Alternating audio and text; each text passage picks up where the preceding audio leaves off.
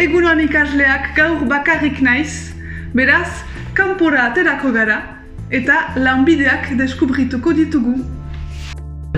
Haiek farmazialariak dira. Ni irakaslea naiz.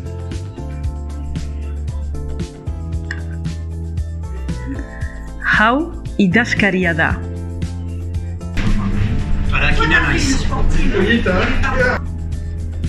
Hau okina da.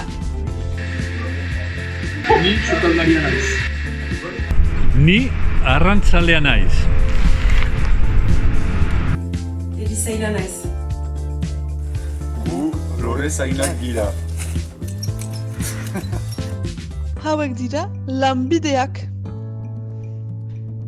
Irakaslea, sukaldaria, arrantzalea, idazkaria, harakina, lorezaina, okina eta erizaina.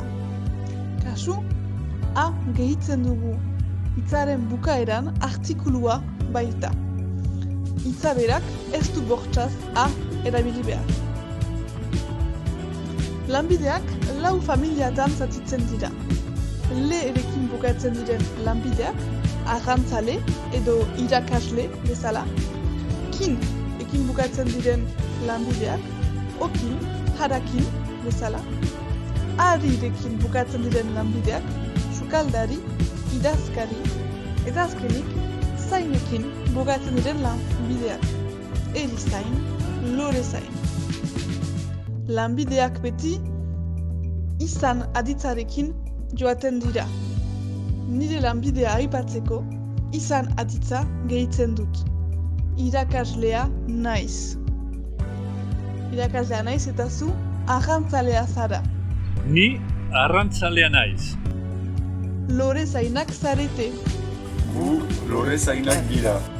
Hara. Hauek ziren lanbideak euskaraz. Egan, zein den zuen lanbidea?